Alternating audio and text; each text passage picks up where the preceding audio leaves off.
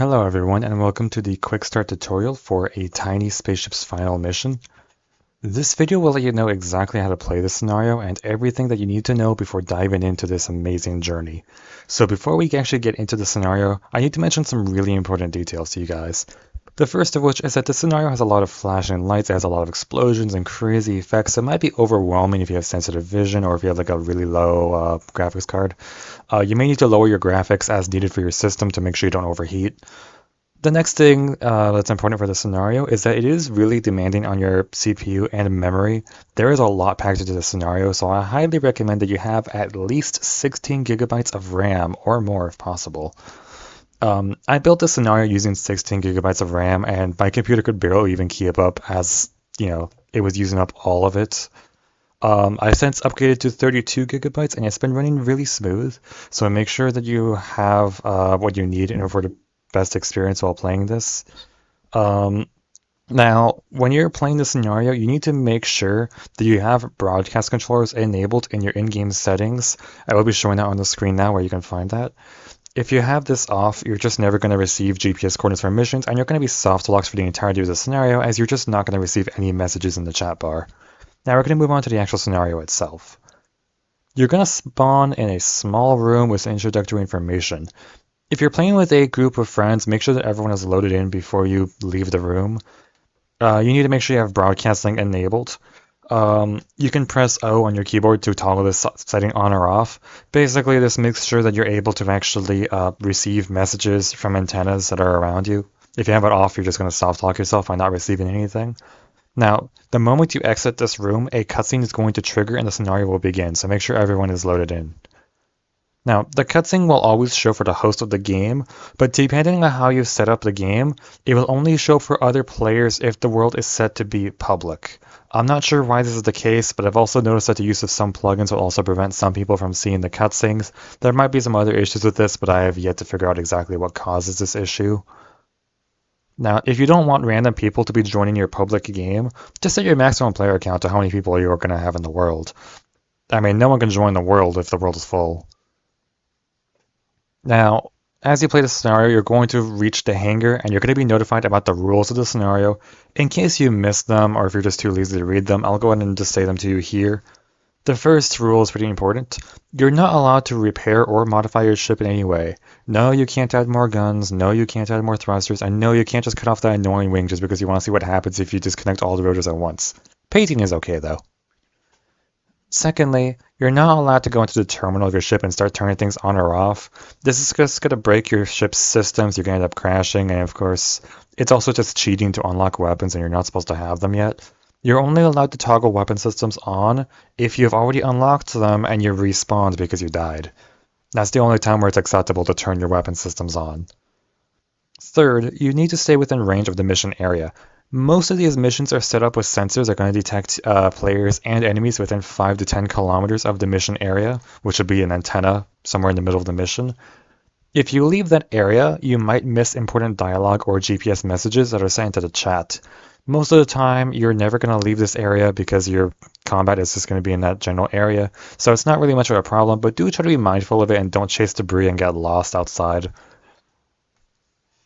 Now, the fourth important rule is that if there are more than 4 people playing the scenario, then the host or someone that has the ability to use creative tools is going to have to copy and paste extra ships for the people who need them. You're only going to need to do this maybe twice in the scenario, as you could just play rock, paper, scissors and decide who gets a new ship and who sticks with an older one. The thing is that whoever is copying and pasting the ships will need to have the DLCs.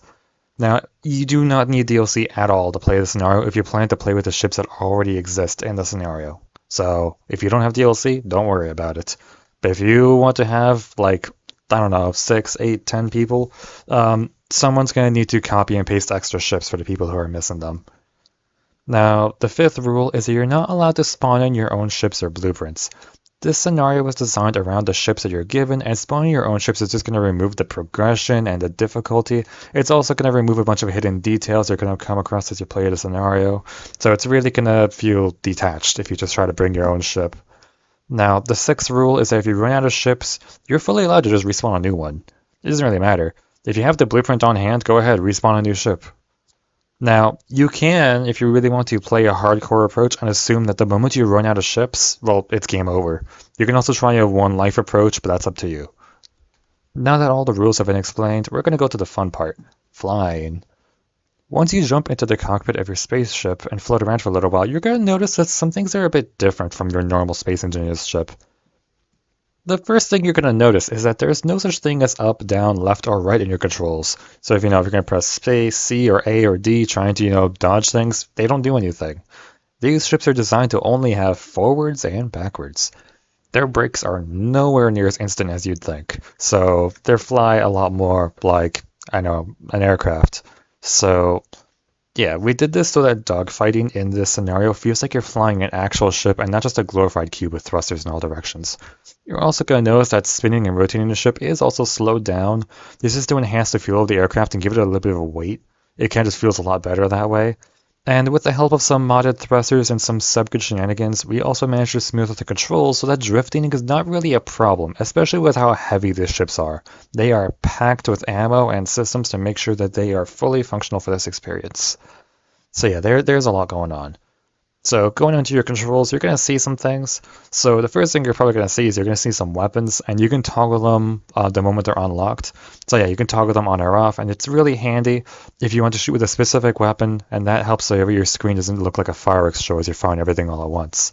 You're also going to notice you have a timer on number 8. Pressing that is going to activate your afterburner, which is a massive speed boost that's going to propel you forward at like incredible, ludicrous speed, depending on what ship you're using. Just remember that once you press that button, there's no way to turn it off. You gotta wait for it to go its full course. The afterburner will recharge after about maybe 10 seconds after it's run its course. So yeah, feel free to spam that as much as you like. Now, number 9 on your hotbar is your jump drive. This is the only way to travel between missions, unless you really want to travel the full 70 kilometers between missions or whatever. When you complete a mission, you're going to receive a new GPS marker in the chat. You can press K on your keyboard to go to your menu, and what you're going to do is you're going to add the GPS to your HUD so you can see where it is. And then what you can do to jump there, all you have to do is just find the jump drive in your terminal. We've gone ahead and done the courtesy of removing everything else from the terminal, so jump drive is easy to find. What you're going to do is you're just going to add the GPS to your jump drive so you can jump there. I would make it simpler and automated, but I haven't really found any way to automate the process. So that's all we really have for now. Now that you're done learning how to fly, I'm going to go ahead and explain how combat works. Combat is pretty interesting. Now, in front of you, when you're flying, you're going to notice that there's going to be a display that shows your shield health. When you take damage, that's going to go down, okay? When that drops to 0, you're actually going to start taking physical damage to the ship, and physical damage can be fatal. One good hit and you're out. You'll just explode. So you need to make sure that doesn't happen. Your shields will slowly regenerate over time as you're not taking damage. So the best way to avoid taking damage is to either put someone else or something else between you and the target. When you see a target that you want to lock onto, what you're going to do, like a normal space engineer, you're just going to press right click. Now, unlike normal space engineers, it's not going to always lock onto the exact target, but it's going to lock onto something. So what you can do from here is you're going to use your scroll wheel. And your scroll wheel is going to switch targets until it locks onto what you're aiming at. Basically, this allows you to switch targets between multiple different things just really, really quickly. You don't have to re-lock on. Just use your scroll wheel to switch whatever you're aiming at. Now, once you have a lock, there's going to be some numbers that'll show up as you're aiming. Each of those numbers represents the target prediction of your different weapons. So maybe weapon 1 has one number, weapon 2 has a different number. That's basically how it works. So each weapon has its own little targeting reticle that'll let you know how accurate you're going to be with that weapon. Now, if you line up your crosshair with the number is going to turn red, meaning that you have a perfect shot lined up. It's going to be harder to aim the further away the target is and the faster the target is. If the weapon just doesn't have a number, that means it's either homing, which means it doesn't need a number at all. You can just fire and it'll just take a U-turn, do whatever it needs, or it's instantaneous, which means that if you point directly at the target, it's going to hit it no matter what. So pointing it directly at a target will be more than enough to hit them. Now, if you're operating on one of the larger ships later in the campaign and there are no numbers, you'll notice that maybe you might be using a turret. They don't have numbers because the way Weapon Core works, they only allow a certain amount of weapons to have numbers. But what I did is that these turrets have a crosshair built into them to help you aim at targets. So at least that helps a little bit if you're planning to do multi-crew these ships. Now, if you want to change the way the targets appear on your screen, just press H. This is basically going to hide or show the signals until you find what suits you best. You can have them completely hidden, you can have them just partially hidden, so only the ones in front of you are the ones that are showing. It's nice, something useful. Now, if you just don't like the HUD or the aiming reticle and all that, and you want to blind fire and test your skills, just press Tab. It's also great if you just want to get credible screenshots or video feed while playing. Now, you're going to be fighting a large, and I mean huge amount of different enemy types. So some weapons are going to work better against certain types of enemies. Lighter guns are probably better for the lighter enemies, and heavy guns are going to be better for the heavy enemies, especially if they're harder to aim. Now, this also applies to your own ships as well. Some ships work better against some enemy types than others. Your smaller ships might work better against fighting other fighters and stuff, and maybe some of the bigger ships might work better against taking on bigger ships. So when you're going through these missions, just try to pick out what works best for you, what you think might be the best loadout for the job. Now, I'm going to explain how the missions and the mission structure works for the scenario. The scenario is divided into 9 chapters. Each of those chapters has 5 levels. If you do the math, that's about 45 levels. Within those 5 levels, there's going to be a mini-boss and a boss for you to defeat.